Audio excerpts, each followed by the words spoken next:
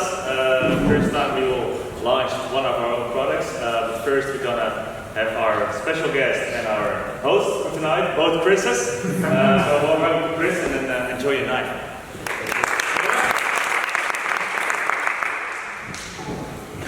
Yeah, so thanks.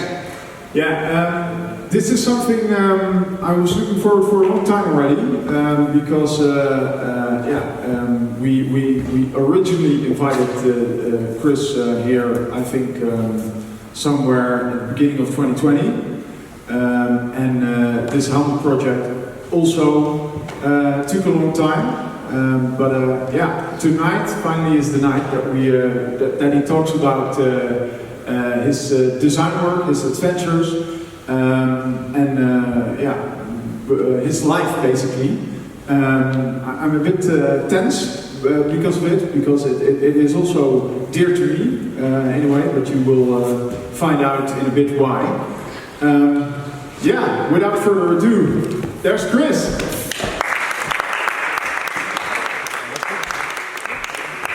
Of course, on the bike. He tells me to come and ride down the ramp, and I was like, okay, I can do that. When Chris showed up, what was it, 3 days ago on this bike, it was still dirty from the Badlands.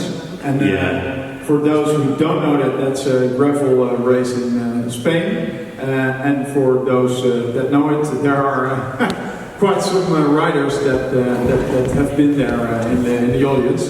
Two there, and our photographer Mike is also one of them. Yeah, it was hot. That's about the only way I can sum it up, is that it was hot. Yeah. There's not much more you can say. It was hot, it was salty, and I mean, for me it was just about finishing. I was never racing it. I just wanted to finish and get around on it. But we'll cover that later. We'll talk about it later. Yeah. Oh, thank you for the Britney Spears, Mike. Like, free Britney. Well, I have to this all the time, you know. Super awkward. We begin actually somewhere else. We prepared a couple of photos. We begin with this. Look at this guy. That's him. I'm joking. Yeah. So I think this is graduation. That is graduation 2012. So I studied fine art and architecture, and this was probably one of the most awkward days of my life. I was really, really ill, and it was the first time in I think 10 years that my parents had been together, and they don't get on at all. So that was very awkward, and they give you such a fancy thing, isn't it? You get these fancy gowns. I could have done my tie up a bit better. That roll of paper is just a white piece of paper, there's no writing on it, it's just a white piece of paper. And they make you hold it in a particular way. And so I studied fine art and architecture and graduated, and went and worked for some kind of... And you won some prizes, I believe? Oh yeah, I won 4 design awards when I was studying, and that was a mix of like a D&AD award, an award from a company called Gensler, and they were all to do with the sort of the final project. The course I did was about reinventing and reusing existing buildings and existing projects, and sort of putting a new lease of life into something that was derelict. And people liked the project. The project I did was basically creating an old people brothel. I said brothel because like my argument was basically everyone needs sex, like it doesn't matter in your age, like it was kind of like, I think because it was kind of controversial enough, we got awards. So I was very lucky to go to a very unique architecture school that was not your traditional architecture school in the UK. It's very, it's not the mainstream kind of architecture school, and I went there for that exact reason, because it's very different from any other one. And my main tutor is like still a mentor to me, in life. Take away the design side of it. And I counted the firms where you worked, and I came up with a total of 5 or 6, I believe. That sounds about right, yeah. Yeah. In quite a short period, because I think you were a bit looking or searching what you wanted to do in life. Yeah. But there are also some high points, right, in that moment. Yeah, I have the next photo already that I can show you. Yeah, what's the next one? Let's get rid of this guy. Yeah. Yeah, these things are, I believe, the where you're most proud of. they're three of the ones I'm definitely most proud of, and they're, I worked for Gensler, which were one of the biggest architecture firms in the world when I worked there. The project that I always talk about at Gensler was the Thames Estuary Airport, which was an airport that never happened, and it was an airport to expand the flight ability in London because it's so restricted. The argument was that you could expand Heathrow or Gatwick, but you're going to be taking away 10,000 homes, people's houses. So the next argument, this is when Boris Johnson was Mayor of London, so everything was a bit weird and wacky. And he was just like, let's ask the 10 best architectural practices in the UK to design an estuary airport.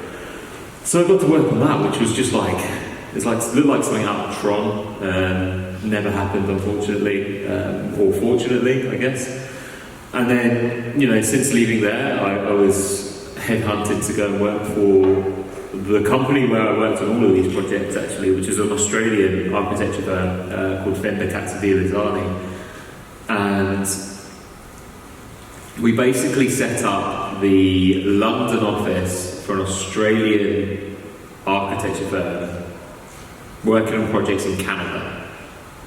Do you follow that? Yeah. So that equated to 2 hours of closed office time where things were actually closed. And ironically, the Battersea Power Station on the far left-hand side, I worked on the master planning of that. The original master planning was done by a company called Wilkinson Air.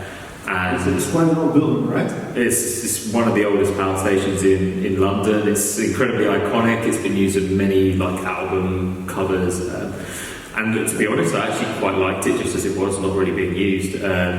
But it's such a massive site. There was proposals to turn it into like a theme park, Chelsea's football stadium, and the original master planning was done by a company called Wilkinson Air, and it was really not quite refined enough, so the developers got us on board to work on that development and enhance it. And, we were going to having meetings with Victoria Beckham about getting her fashion label based in there, and Alexander McQueen's company and getting them based in there.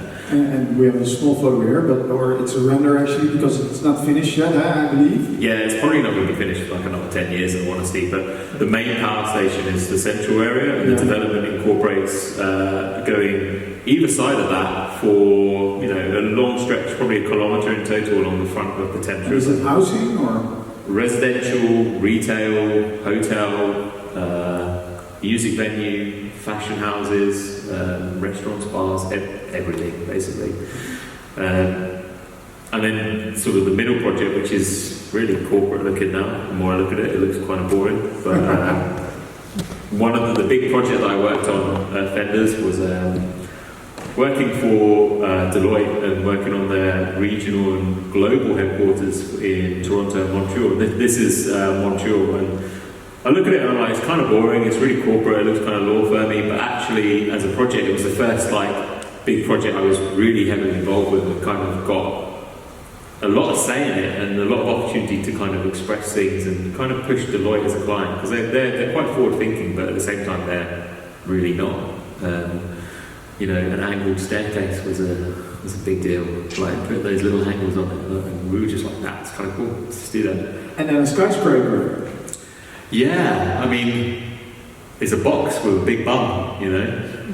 That's about as much as I can say about that one. So that's in the city of London. It's very, very central, like opposite Liverpool Street Station. And this is built now. This is built, finished 3, maybe 4 years ago now. And to get the opportunity to work on a skyscraper in the city of London, that doesn't come around very often. It was a really fantastic opportunity to do. When I lived in London, my barber was just around the corner there as well, so kind of on the render. What was your role in this? I was designer, worked as a designer, architectural designer. The skyscraper, the team probably should have been 20 people, but it was four people working on it. Okay.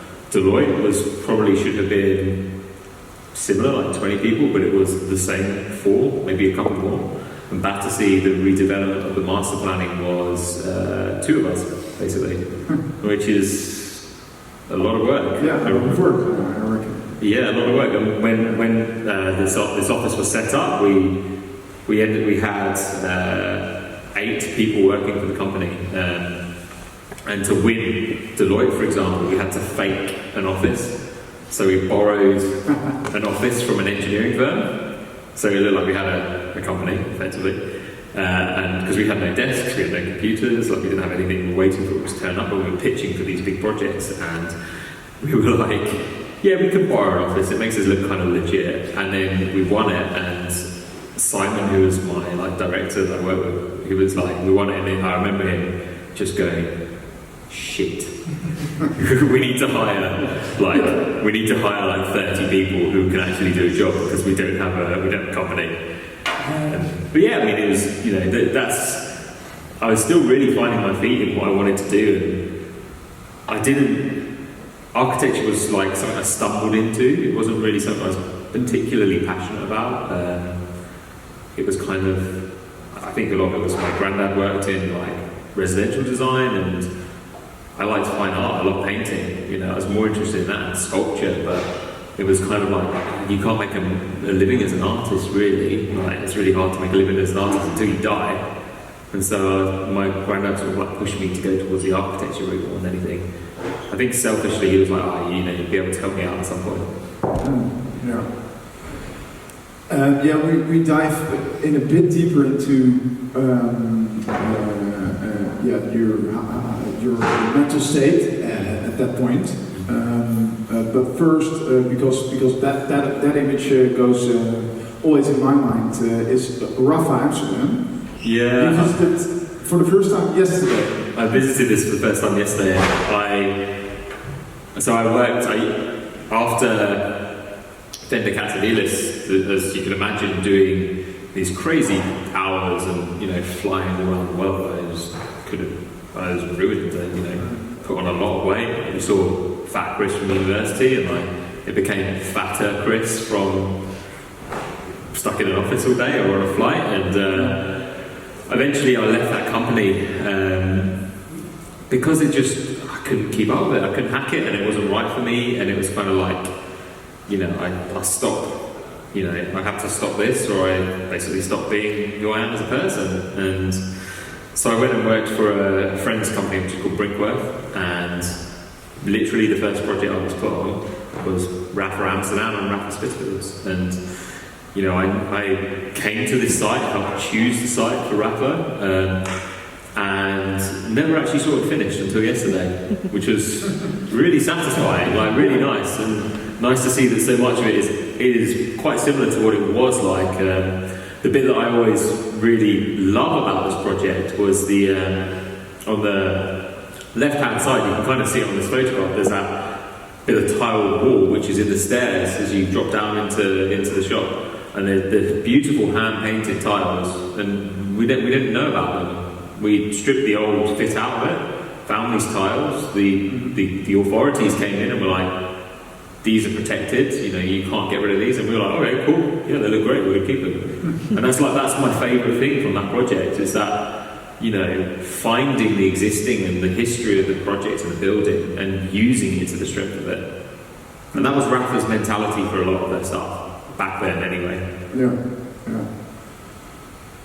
But then you quit at some point. Well, not after Rafa. You did some other projects. I worked for another firm after that, and there's one particular client that I worked on, which I won't badmouth them because it's not fair. But one particular project and client I worked with, and I remember going into the office and going, no, I don't want to do this anymore. I was really, really struggling with depression, really, really badly, and I was like, there's this kind of crossover point for me where it was like, design work and cycling. And I started cycling because we tried to make this graph. We were trying to work out how to do this earlier, and it just looked kind of funky. Yeah. I was like riding my bike and enjoying riding my bike more, and it was becoming this thing which allowed me to, escape from my day job, and ultimately became something that I did more and more. And I started doing these challenges that I create and kind of make up. And I was doing one of them while I was working a full-time job, which was I always refer to it as the one, the challenge that kind of set everything off. And that challenge was 107 kilometers every day, 107 days for a specific charity, which is a school for kids with cerebral palsy. The 107 number is significant because that's the amount of kids they look after. And I did that over winter. I did it while working a full-time job, which was my last design firm I worked at. I finished that challenge in Belgium, and don't remember many of the days after it because I spent them very drunk, as I think anyone would in that situation, and came back and quit. And that was literally it. It was like, I don't know what I'm going to do next, but I'm going to end it. But you continue cycling? No, I continued the cycling, but I got rid of the thing that was actually causing me more stress and anxiety than anything else. You think like, you've got to pay the bills, and I was like, actually, do you know what? I don't care about that right now. It's a really tiny thing. Like, my own sanity and mental health is way more important than paying bills. I think it's a brave choice. Yeah, it was a really brave choice. Yeah. I didn't have anything prepared or lined up. It was a big risk. I had a house to pay off. I had loads of bills and everything. Everyone else had to pay off, and just sort of stumbled doing, I guess, like freelance stuff and helping my mate set up his business and all these other kind of like weird projects. And I was just like, shit, like I can't do this design stuff anymore because it's creative. Anything that's creative, you have to be feeling it. Creativity is not something that you can do day in, day out, like, I don't know, like working on a spreadsheet or something. Like, you can't do it. It's so emotive and emotional. So, how do you get creative? Or how do you, what's the best moment when ideas come to your mind? Usually in the middle of nowhere, sunrise and sunsets. Like some of the races that I've done, like Atlas Mountains, those kind of things, Badlands, where you're in your head for many days, that's where ideas come. Because you get to this point where nothing else really matters. Like, you're just riding your bike, looking for water, looking for food, looking for somewhere to sleep, whatever it is. Everything becomes very simple, very honest, and very like genuine. And I guess for me it was like, they're the moments where it's like, shit, there's an idea. I always have a little notebook on me, so I write stuff down. And in those races, I've got this like little, I don't know, like tiny, this kind of size notebook, and that's just like an ideas book, and I just write away anything that comes into it. But to be honest, it can happen any time. Like now, I think now that I'm not forced to be creative when I have to, it's like, I might wake up in the middle of the night and be like, oh shit, I got an idea, write that down. And that's quite often what happens. Yeah, I understand. Yeah. We have two more photos of you cycling. Oh, hey, look at that guy. And that was during architecture time. I think that was your first race. The older version of the two younger versions of you. Yeah, the little guy on the right. I even remember this holiday really well. This was, so my parents split up when I was really, really young. There was this continual like showboating on like who took you to the better holiday, the better whatever it was. And I thought, to be honest, I thought it was bullshit. And this was a holiday that my dad took me on, and my sister as well. It was in a place called Ryash down in the south of the UK, which is, there's nothing there. And I just remember getting on this thing and riding around the campsite. You're staying in these like static caravans.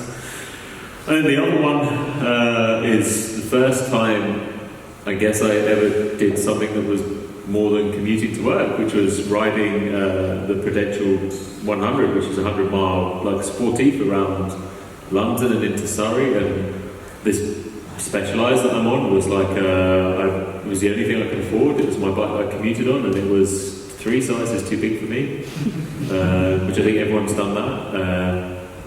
Bad knee, still have that bad knee.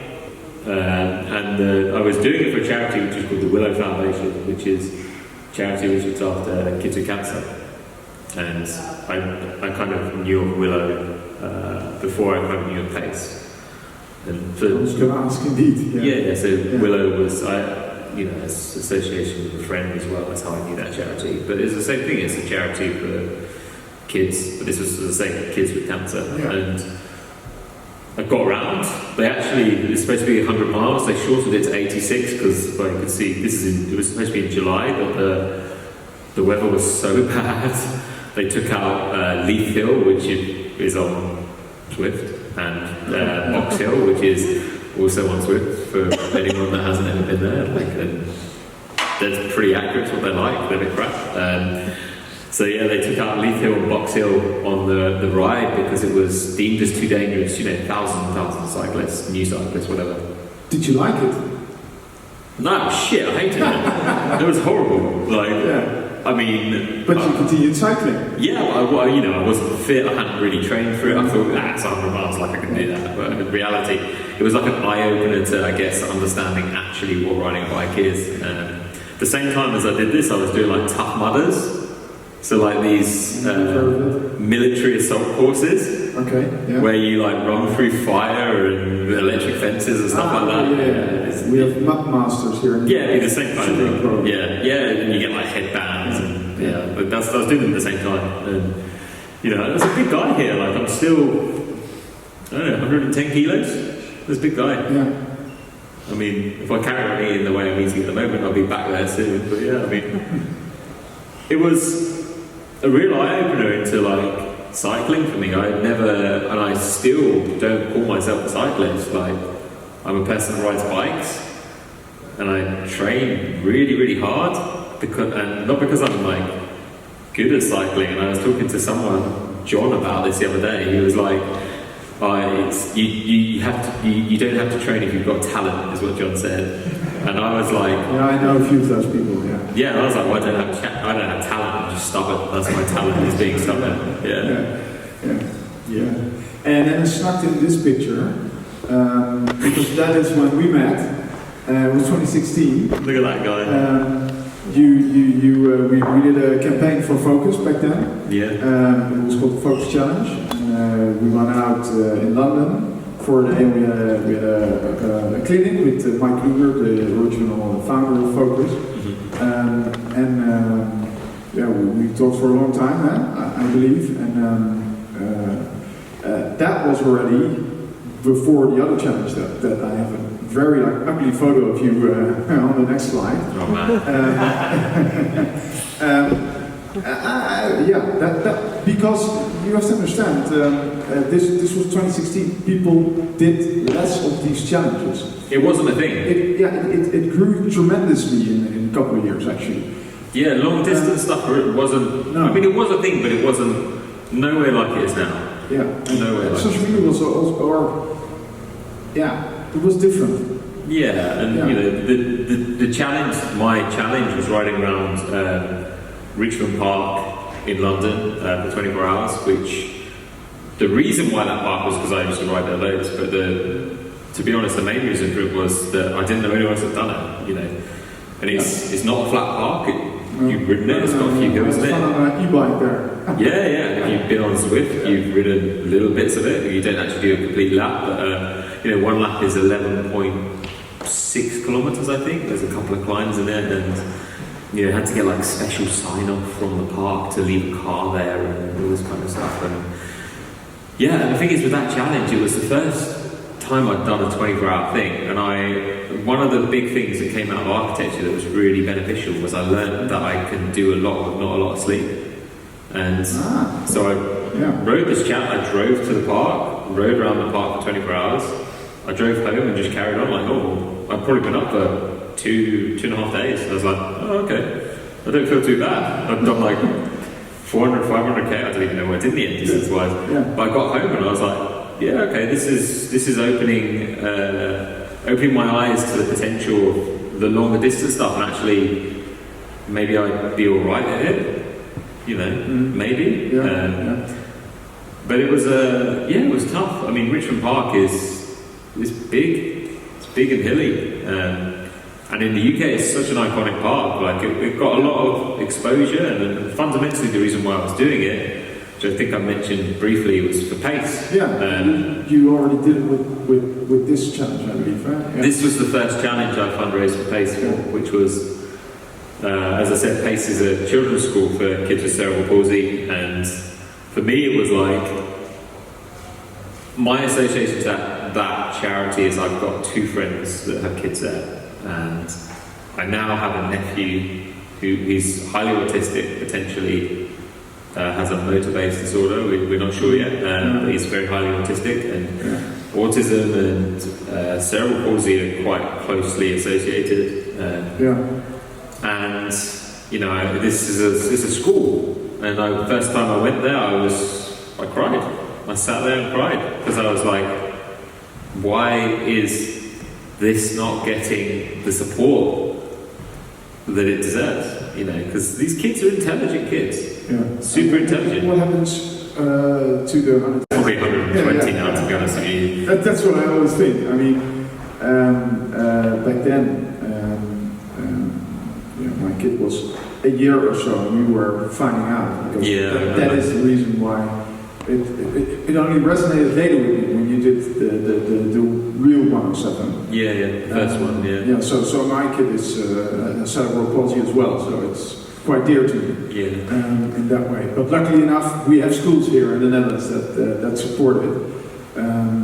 There are schools in the UK, but the support is maybe not as good as you would expect, and so charities like Pace exist to help with that, and they help with the education side of it as much as the actual school. And this first 107 challenge you sort of mentioned a few times was that allowed Pace to open a newborn school for newborn babies to the age of 3. The main school is for primary school age kids, and the idea is to get as many of these kids to go through a more traditional secondary school and then to university, and they succeeded in it. It's incredible. It's amazing. I get really emotional whenever I go there, and I go there as often as I can. I haven't been able to go really for the last couple of years because of the dreaded, everything. COVID regulations. But as it's inspiring. It's really inspiring. That's the best way I can explain that school. Next photos. So this is the ugly photo of the 107 because you look grey and you look tired, and it was somewhere at the end, I believe. I know exactly where that photo was taken. That was taken in a pub in Kingston in South West London, and it was probably day 95 or something like that. Quite close to the end. I was pissed off. I was tired. I was depressed. I was really grumpy. My mate took this photo. I think I was probably telling him to fuck off at the time, if I'm honest. And that challenge, there's a lot of things about that challenge that are really special, and part of it is the amount of money it raised for Pace. There's an official amount, and then there's an unofficial amount, and the unofficial amount is £250,000. And explain. So the reason why you have an unofficial and official amount is the official amount is the donations through a charitable fundraising page, and the unofficial is where I had tapped up old clients in architecture saying, I know you have a large charity budget, I'm doing this, donate. And 2 very large donations, which, as I say, that helped Pace to open this primary school as well, newborn school. And I remember saying I was going to do this challenge. I actually said I was going to do it quite close after the Richmond Park 24 hours. I remember saying I was going to do it, and I don't think I'd really absorbed how hard it was going to be. I went into it quite naively. Who goes 107 days for 107 kilometers? Me, apparently. Yeah. And then tries to juggle a job. Yeah. Around it. But what I was doing was I was going to work I was getting up at 4 o'clock in the morning. I was getting on my bike, riding around the parks in London because it was the easiest place to get the mileage up. And then going to working, all morning, and then going to meetings, whatever it was, and then like lunchtime we'll go, and I'm like, right, I got 50 kilometers done this morning. I better get another 10 or 15 done over lunch. Carry on working, sometimes until 8, 9 o'clock at night, and then finish off. And you started in December or so that means also Christmas Eve.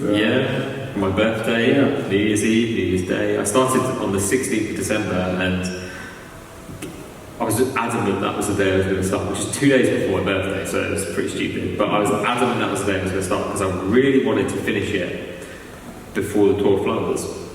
The day before the Tour of Flanders, because for me, it's my favourite race.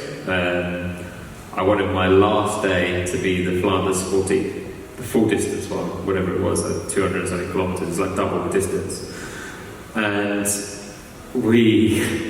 so the last 2 days were in Flanders, riding in Flanders, and the 106th day, we got up like super early, got the earliest Eurostar to Belgium, and I was with 2 of my best mates, and we got there, got on the bikes, got riding. All 3 of us got really, really sick. So they just got very well. I think my case was probably understandable, and the other team were just not very well. And so we ended up riding 150 kilometres on day 106, and then day 107 was the Sporty, which is like 200 something kilometres, and finished. And it sounds weird, but I don't really remember it. I don't remember finishing. But then the 108th day, which was the Tour of Flanders, I got up, got kitted up, got on my bike, 5 o'clock in the morning, went and rode, and I was like, it's like 15, 20k into it, and I was like, what the shit am I doing? And I was like, I just looked at, I was like, it's freezing morning, and I was like, why am I doing this? I'm out riding my bike. And then I was like, oh, I don't need to. So I went back to bed. And my mates were like, they didn't even like hesitate to stop me, they just let me go. They were like, oh god. And I think it like probably hit me, probably to be honest, like a month later. It didn't really hit me at first. But as it took up my life. 3.5 months.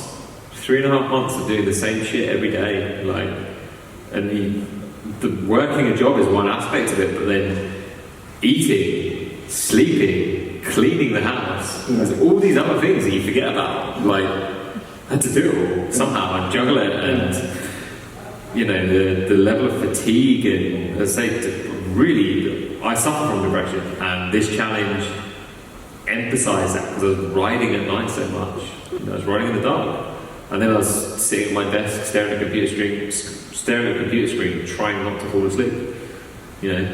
It's hard. Yeah, I was going to say it's hard. Yeah, it's really hard. Yeah.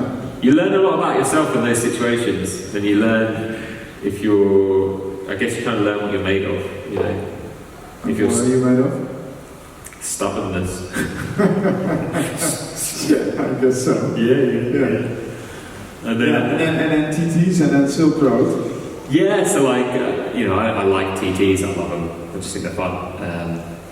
I've done 3 national 24s now. Unfortunately, couldn't do this year because of an injury problem. And basically, kind of after the 107 challenge, I was all cocky and I was like, "Yeah, I'm good at bike riding now. I know what I'm doing. I freaking rode all this. I'm really cocky about it." So I went and signed up for the national 24 the first time, and I got very, very, very, very unwell.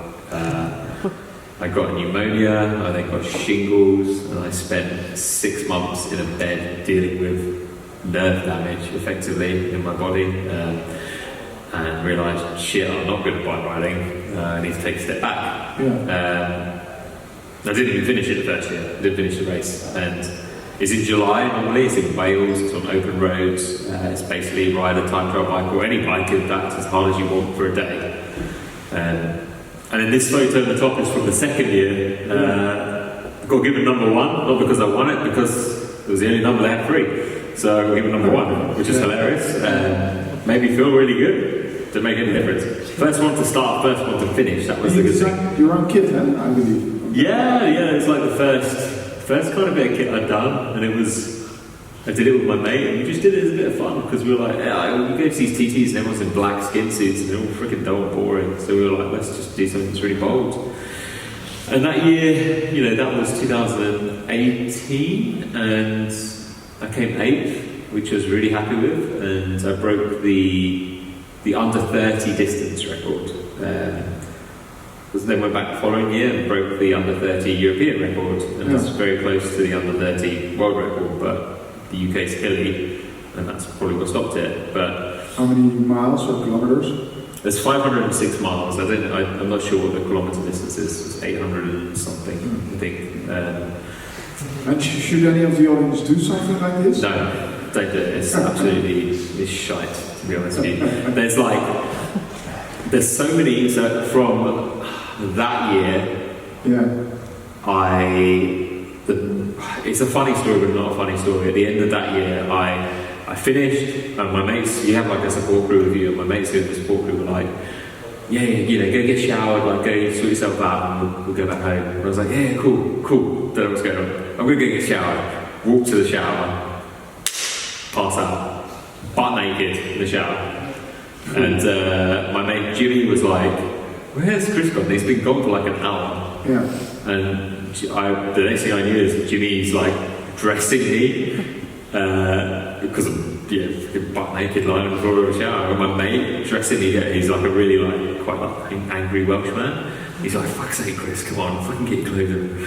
And he dressed me there, and then there's me leaning over him. He's quite a lot shorter than me, leaning over him like this, sort of passed out, kind of getting back to the van. And he was like, okay, I've learned never to leave you on your own after doing one of these things. And then it happened again the following year, pretty much the same thing, but not in the shower, in the back of a van. And I think it's literally I ride it like a negative split. So get a bit easy, get harder, ride harder as you go into it. And in the last 3 or 4 hours, you're riding as fucking hard as you can ride for 3 or 4 hours. It's salt, sweat, and everything coming out your eyeballs, and you're uncomfortable. And then you just I'm just sitting there going, yep, that's okay. I've got an hour left. I've got 50 minutes left. I've got 45 minutes left. Literally counts it down. And then when you stop, your body just goes, and that's when you fail. And they're kind of fun, but they're also really, really hard. Yeah, I can imagine. I don't think there's maybe not the kind of scene of time trialling over here as there is in the UK. It's really big in the UK. We've got a separate governing body for time trialling, as we do for road racing. So you can get away with pretty much any bike in a time trial in the UK, as opposed to having the UCI rules and regulations. And you touched a bit upon your friends during those challenges. Yeah. Who's your biggest supporter? There's too many, but I always, That's good. I have a really close knit group of friends who I don't class as friends, I class them as family. Do they support you during all challenges? Or? Yeah, they all, things like the time trials or 107, with the first 107, my friend, two of my closest friends, Jimmy and Emily, they used to come around and cook me dinner, because I was knackered. And at the 24-hour time trials, I've always said I will not do that unless Jimmy is there, because Jimmy's the guy that knows how to talk to me, how to get me in a bad headspace. And he's always been that guy. He's like the uncle, the fun uncle to me that I don't have. So they're more important than probably anything else. And even with the international stuff as well, they're the people who I talk to and reach out to if something happens. Yeah. Basically with 107, I think you almost kickstarted Francis Caden's career. Yeah. Francis is one of my oldest friends, and we met through Jimmy and Emily from Attacus, and basically Jimmy was like, you got to meet this guy. Jimmy's very funny. He's like, you won't fucking believe this guy. He used to be good at bike riding. He's now shit. You got to meet him. He sold all of his kit because he thinks bike racing is bollocks. You got to meet him. All he's got is this rusty little fixed gear bike, and he's trying to film stuff.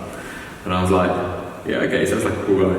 And we met on Putney Bridge in southwest London, and that was our friendship. That literally was how our friendship started. We're like, oh, you're cool, I like you. And that was, we used to hang out loads. And for Francis, like, he used to be a professional bike rider. He used to be very, very good. He doesn't really, it sounds harsh to say, but the cycling's not his passion. His passion is the filmmaking. And he just happens to be very good at bike riding. And he sort of wanted to start doing YouTube and filming things and telling stories. And the first 107 challenge was the perfect thing for him to have a consistent story for 3.5 months. Yeah. And it really, elevated his YouTube channel very, very quickly and allowed him to. It was because people could keep checking back in. Yeah. Donations kept coming in.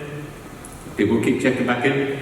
We would ride like 4 times together in a week, 4 or 5 times, and his channel grew and grew. We both now have a couple of matching tattoos, kind of in memory of things like that, and Australia as well, for example, because we've shared a lot of stuff, and I'm incredibly proud of what he's done. But it's amazing. His commitment and drive is incredible. He's a super talented guy, and he creates beautiful films about cycling. Beautiful. Yeah. All on his own. Yeah. That's crazy. Yeah. Yeah. It's got too many cameras there. Yeah, I think he inspired a couple of persons to do the same. Yeah. He's a funny guy. He's a small little, quite like grumpy guy who just sort of mucks around quite a lot, but he's so laser focused on what he's doing. And that is that is Australia together with him. Yeah, so 2019, September, October, I turned around to Francis and I was like, I really want to ride across Australia. Do you want to do it? And he was like, yeah, it sounds cool. And I was like, mate, it's going to be really hard.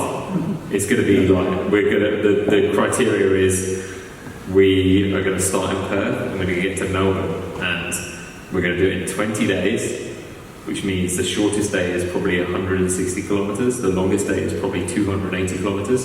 The reason for the varying length is because it was based on where there were trucker stops and like motels and stuff. Yeah. And those motels are basically roughly the distance of a fuel tank for a car. So they were big days.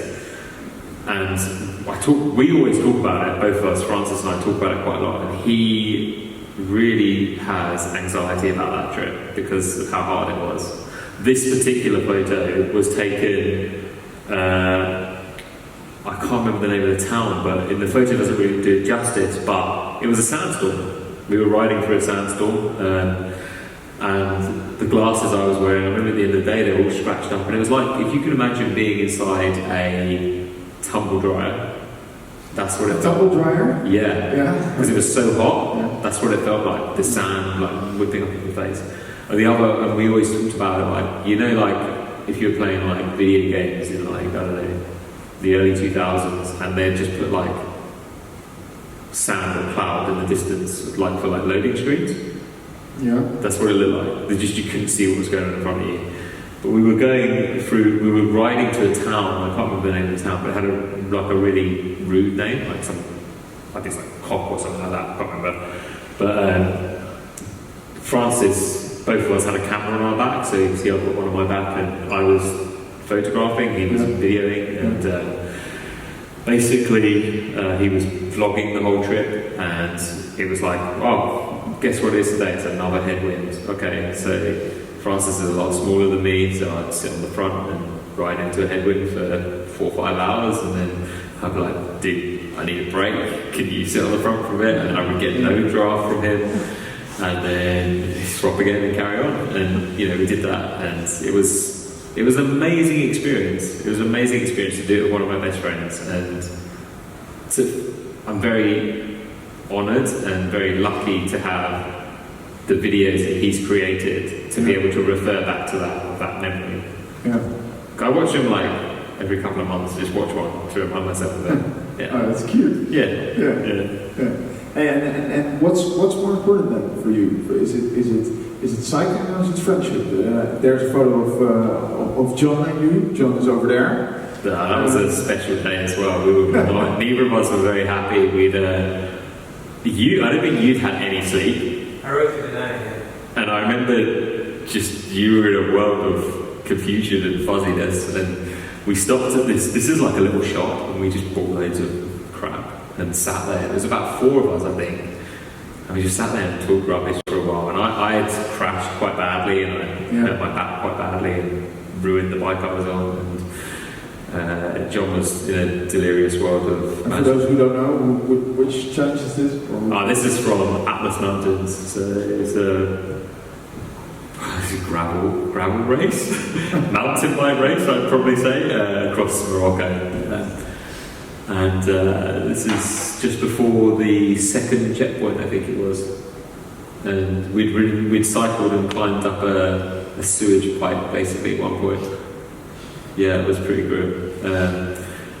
And yeah, like I had a bad crash in that race and pulled out of it unfortunately, but John soldiered on, got to the finish. But going back to your question, what's more important, the friendship or the cycling? Friendship. Because, I mean, the cycling is important in the sense that for me, riding a bike is such a great way to talk and discuss, and people just open up when cycling. But, for me, I'm not particularly close to my family. My friends are my family. It's the whole thing about you choose your friends, not your family. But actually, you do choose your family. Your family is the people who you reside in, and you center yourselves around. And I'm very lucky to have those people, to actually have those people who love riding their bikes as well. They're all. What's amazing is all of them are doing incredible things. It's really cool. Yeah. Good bunch of people. Yeah. Cool. And then we have a couple more challenges. It seems like all you do is challenge yourself. Yeah. These three in fact, they were all really hard. The first one in the top end is 107 Tour de France. It was on the 107th Tour de France where you rode 107 miles every day. The pro riders were riding, right? Yeah, for correct. 21 days across the UK because of you couldn't leave the island basically because of COVID, because it was last year. So I mean, with this challenge, what Lapland did this year was what I planned to do originally, and unfortunately couldn't leave the UK, and now I don't feel like I can do that challenge because he's done it and done an amazing job. The amount of money that's raised for bicycle relief is insane. It's incredible. So my plan of that challenge last year was to ride at the time I lived in London, so from London to Land's End to John O'Groats, and this has taken John O'Groats, and then John O'Groats to Lowestoft, which is the most eastern point of the UK, and then back into London over the same days that the pros are riding. And the basic criteria was every day a minimum of 107 miles. Obviously it ended up going over, I think, almost every day because of just trying to get to somewhere to stay for the night, to be honest with you. And on paper, in theory, it's the hardest challenge I did. In theory. I beg to differ that it wasn't that one. I think it was up there. I don't think it was the hardest. It was... I hear a lot of people talk about Badlands. That was very hard, but social reasons. So you forget how much things hurt after a while. The 107 TDF was hard because the conditions weren't great in the UK. There was a lot of rain, storms, and riding up to John O'Groats, the most northern point, was a 30-mile-an-hour headwind into a hailstorm for about 100 miles, and Yeah, I had a big sense of human failure on that day, and I was eating tablet. It's a really Scottish thing. It's like fudge, it's just sugar basically. Okay. It's like fudge, it's really, really good. Yeah. And Iron Brew was the other thing. So if anyone knows Iron Brew, I was drinking that like it was going out of fashion. It's great stuff. Well, that bottle doesn't have Iron Brew in it. It's bright orange. Yeah. And then the photo, which is the top right hand side. Yeah, Box Hill. Right, left hand side, I guess. Yeah. That's Box Hill. I rode up and down Box Hill, supposed to have been 91 times. I did it 97 times because I lost count. And so that was the other charity I did lots of stuff with is Movember. For me, Movember have supported me greatly with my own mental health. And more importantly, I don't talk about it often, but when a friend of mine passed away, they were very pivotal in looking after my friendship group. And the reason for the significance of this one was I did it at the end of November last year, and 91 men a week in the UK take their own lives. 91. That's a really harrowing number. Yeah. And I was told that statistic from a guy from November, and it really shook me up. 91 men, like, shit, that's more than all of us in this room in a week, you know. And so I decided to ride up and down Box Hill 91 times. And the reason for 91 times was because that meant the depth of the Mariana Trench. For me, it's always about creating these stories. That is what people buy into in challenges. And the Mariana Trench is the darkest, deepest, lowest point of the earth. But you can ride out of that by climbing out of it. That's why the 91 times. But I did it 97 times. It's suicide. Yeah. To depression. And it was, you know, and the challenge was really tough. I think that was probably the toughest because of the same conditions. It was snowing. It was slow. Box Hill is not a great climb to do in Everest. Were there cars? Yeah, tons of cars. You know, a quick up and down would be like 10-15 minutes, and a slow one would be an hour. It took 26 hours. 26 hours and 40-something minutes. And, you know, it raised a lot of money for men's mental health, which is fundamental, what it was all about. And it, more than the money, it raised that statistic, the 91 men, which is it's fucked up. It's really fucked up. Sorry for my potty mouth. But yeah, anyway, I lost count and I did 97 times, so... Really and then you thought you had an easy challenge, the nuts and bolts one. Yeah. You had to do it twice. Yeah, the nuts and bolts challenge. That was... if I remember correctly, it was 680 kilometers and 8,500 height meters in under 30. Under 30 hours was the bet I had with my mate, yeah. I did it in 29 hours and 43 minutes, I think. I had to do it twice because the first time I got attacked on the bike. Yeah. Not, ironically, not that much later than when that photo was taken. And we were filming this challenge as well. Like, I'm very lucky that things have been filmed, and it's like an amazing memory for me, and it helps to share the stories and talk about what happened. So at any point, I believe if the audience wants to see more about it, they can. Yeah, it's all on YouTube. If you just search for Chris, I think Chris will come up. But this challenge, so basically, I got, I think, like 400 and something kilometers in. I was over halfway, and I got to this place called Andover. It's not a bad place. It was a case of wrong people at the wrong time, and I came off my route slightly. I really needed a piss, to be completely honest. So I sort of pulled off the main road and went into a park. And in the park, I got jumped on by 4 guys, 2 dogs, trying to steal that bike. They didn't get the bike. They did shake me up a lot. and I literally got on the bike as quick as I could and rode away and caught up with my friend Andy, who was filming, and I was really, really emotional. And Andy was like, "That's it, challenge is over, we're cancelling it." Makes sense. And I was like, no, let's just sleep on it, we'll go again. And he was like, no, cancel it. And so we cancelled it, and we ended up redoing it a month later, and it was a success. Got to the end, survived it. You survived it, yeah. Yeah, it was a case of survival, but that was so hard because of mentally it really affected me. I lost a lot of confidence, and there's a whole thing about I guess, privilege, and I'm a 30-year-old white male, and I come from a very privileged background, and to be put in a situation where I felt about the size of a pea, very intimidated and very emotionally affected, I felt like shit, and I had to talk about it.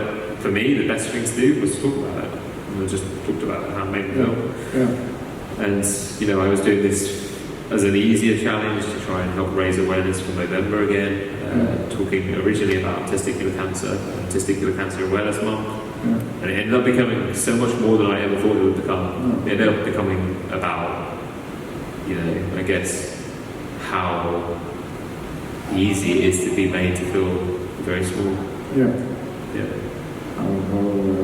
Fragile and vulnerable, definitely. And then earlier this year you did a TT.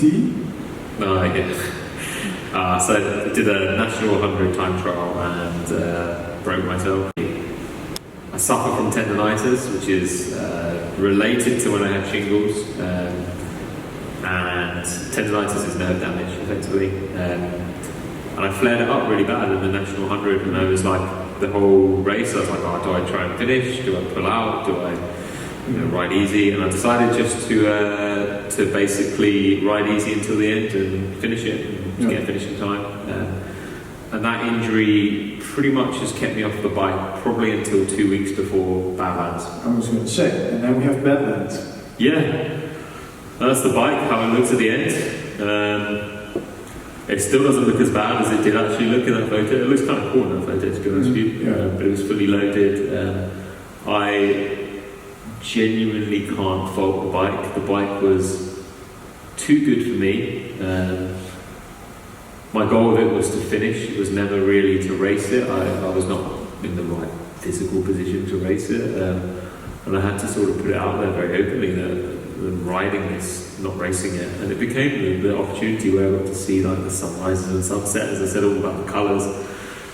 That photo on the far side is where I realised that I really am a salty person, and I think that was when I ran out of water at one point, and I just took a photo because I thought, this is kind of a thing to remember, is how shit I feel right now, and that was the photo.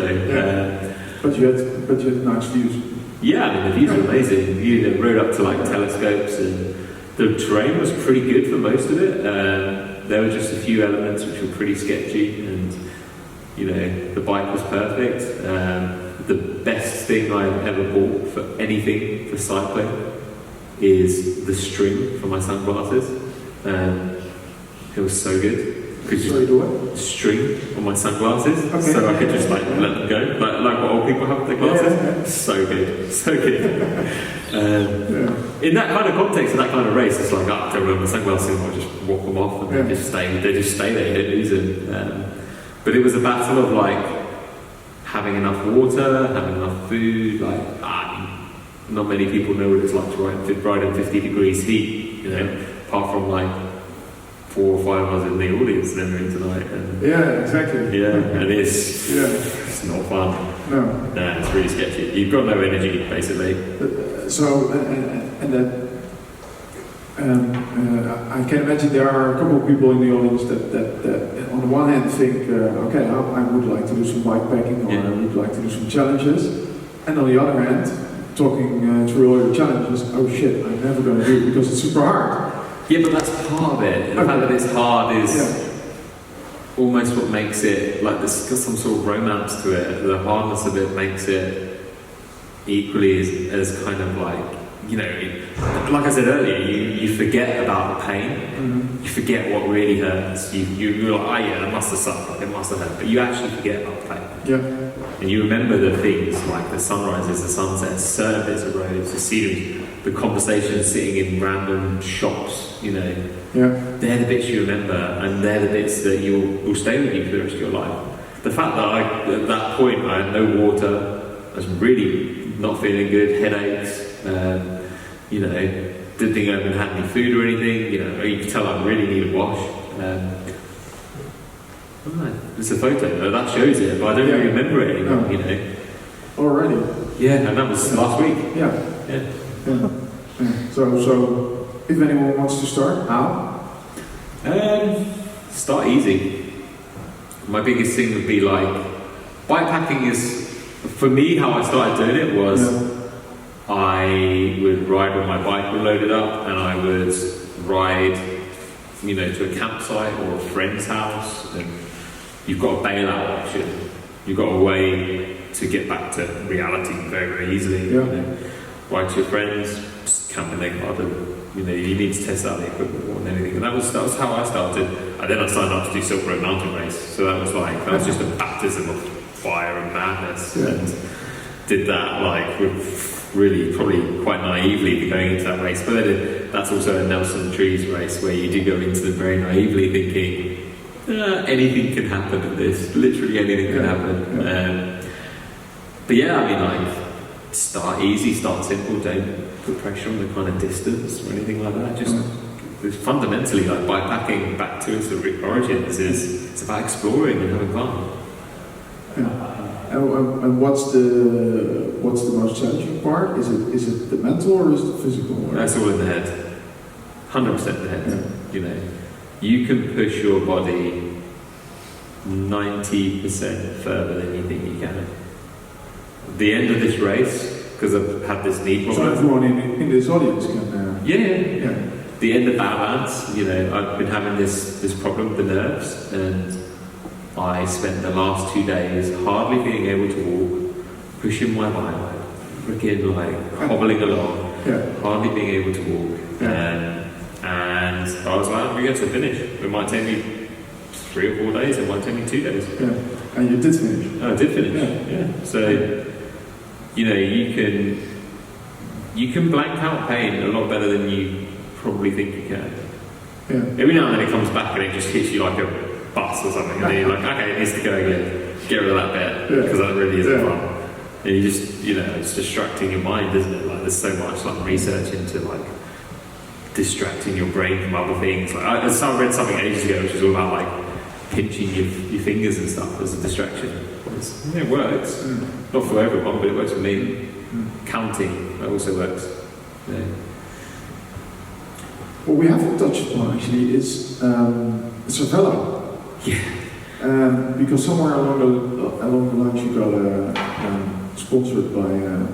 That's not me. He looks way better than me. No, I was actually going to bring up Zero Limit and Cervélo. Yeah.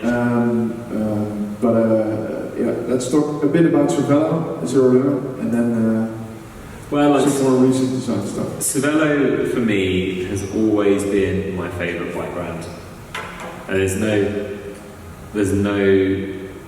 that's very genuine. When I was a kid, when I was younger, I wanted an S5, the black, the white logos. I really wanted one, and I said to a mate of mine called Matt, who he won Edvard Bossenhagen's old training bike in a raffle. And I turned around to Matt and I said, when you sell that, I will buy it off you. And it was a when, not an if. It was a when because it was too big for him. And he was like, yeah, I'm not going to sell it. And eventually he turned around and he's like, yeah, you can buy it. And I cycled to his house. I lived in East London, he lived in South West London. I cycled to his house, 40 kilometres, with a rucksack. And got to his house, strapped Edvard Bossenhagen's S5 to the rucksack and cycled home. And I remember that was your first? That was my first Cervélo, and I remember Matt thinking, shit, that's going to get broken. And got home with it, and I've still got that bike. I love it, absolutely love it. I've done many 24-hour relays and stuff on it, 24-hour like races on the Le Mans circuit, for example, Brands Hatch, and that was the first one. And then it's just been a brand I've always been interested in. I like that they're Canadian. I like that they're, you know, quite innovative.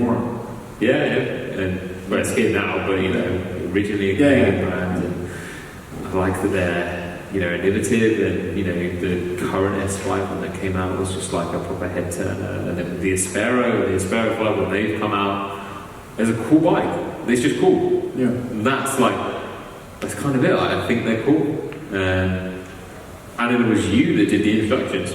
So yeah, I did. Yeah, it was very simple. I said to them, look, there is a guy who's not a particular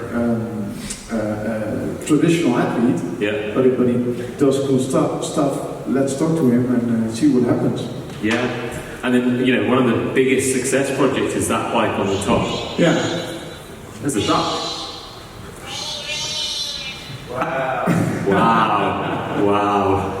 It's allowed again. Everybody puts it on silent mode nowadays.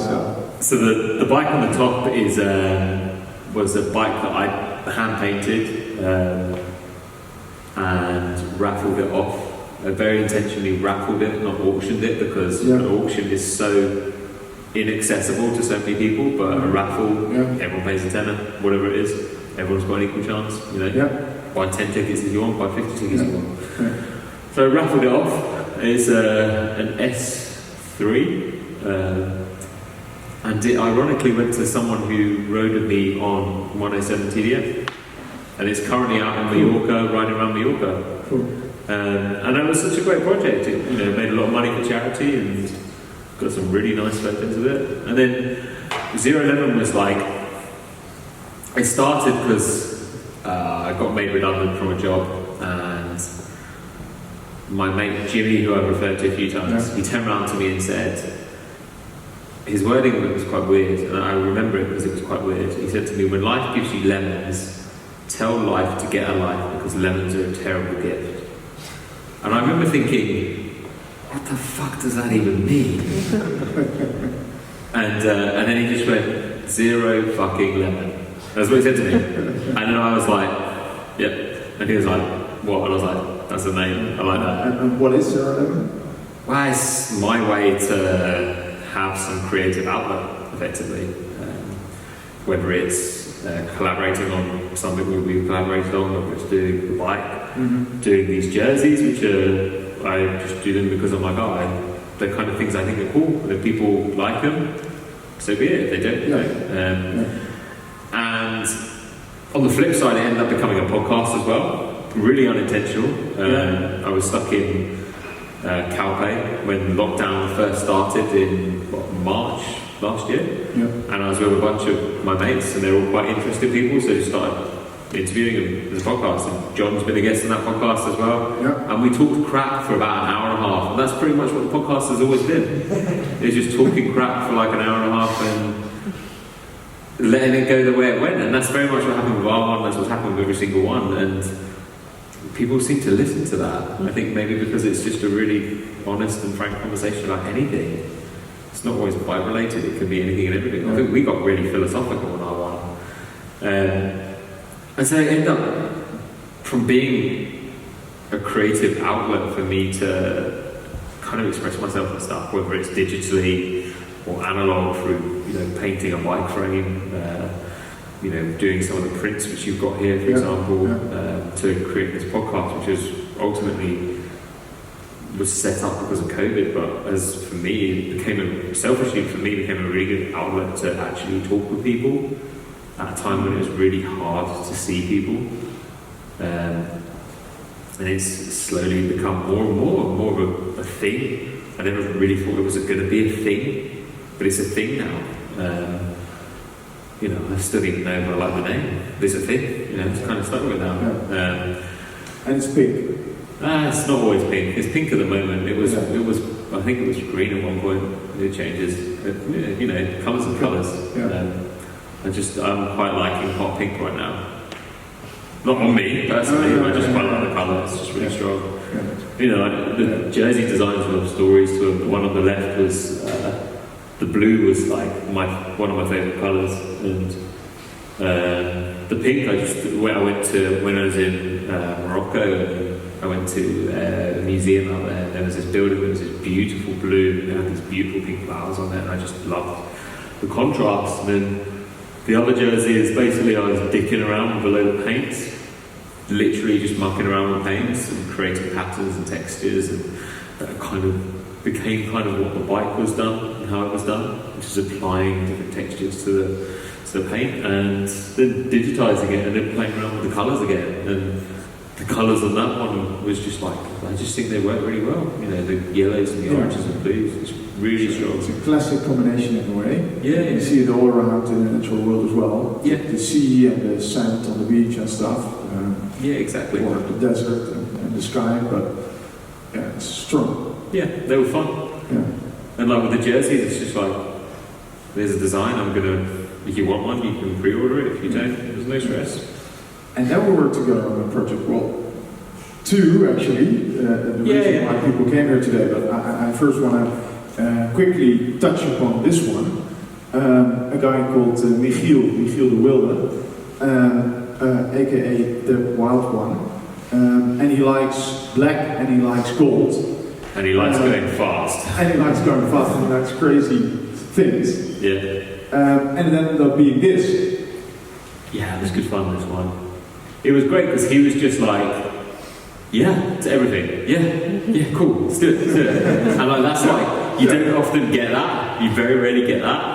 And it was like, you know, his surname translated to the Wild One, so, you know, it's such a great thing to play on, because this idea of him being quite bold, and, you know, he's a pro triathlete now, really. Yeah. And the problem with, in my opinion, no offense to any pro triathlete who's here or listening or at any point, any of that, so much of the kit and the, like, designs are a bit vulgar, but you can do vulgar in a good way and vulgar in a bad way. Mm-hmm. And we kind of went down the route of doing vulgar in a good way, trying to make it really bold.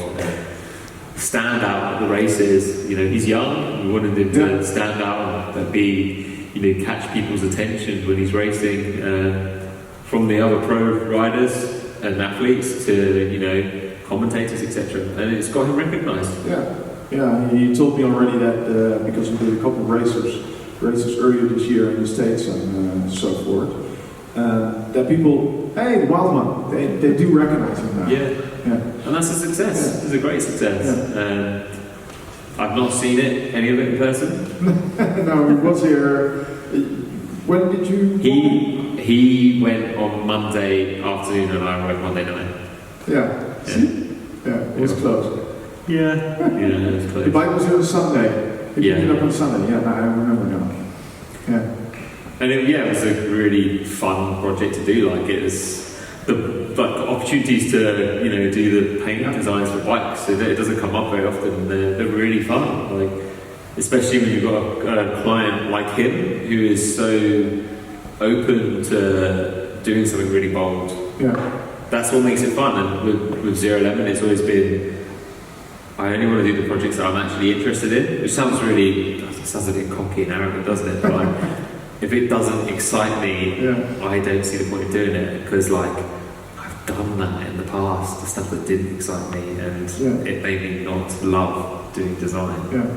So I'm very particular about the work I do and who I work with, and this was a huge success. This was one of the funnest ones. And a great photograph by a very talented man who's also here, I think.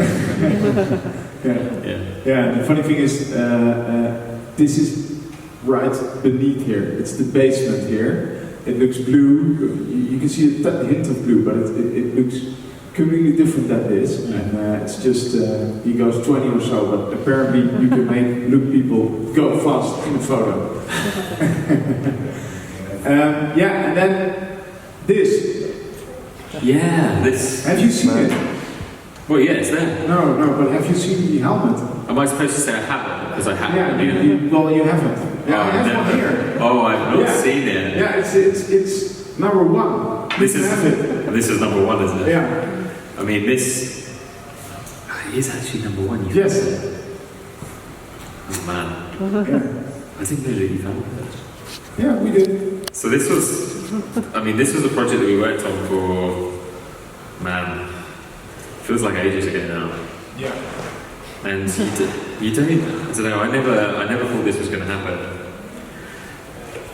For me, one of the things when I worked in I guess, in architecture and design was I was really genuinely interested in marble and these kind of like solid materials that take thousands and thousands of years to create, the things that you don't really understand it, you don't really realise how it happens. It's, time and pressure and heat is basically what creates it. And it creates these beautiful, patterns and intrications and lines and etchings and markings that are just like so unique and individual. Also, to draw marble is a pain in the flipping arse because it's really hard to try and do. And that kind of, it kind of became really a big kind of, I guess, inspiration for the design. Was like, when I worked in architecture, I liked looking at, going to Italy and going and seeing the marble factories and picking the stone for projects. And, we actually, I think we had 7 or 8 different designs at one point. I was going to say exactly the same. I think we had bolder versions. We had bolder versions, yeah. We had even more tamer versions, and we really sort of settled on something that was quite,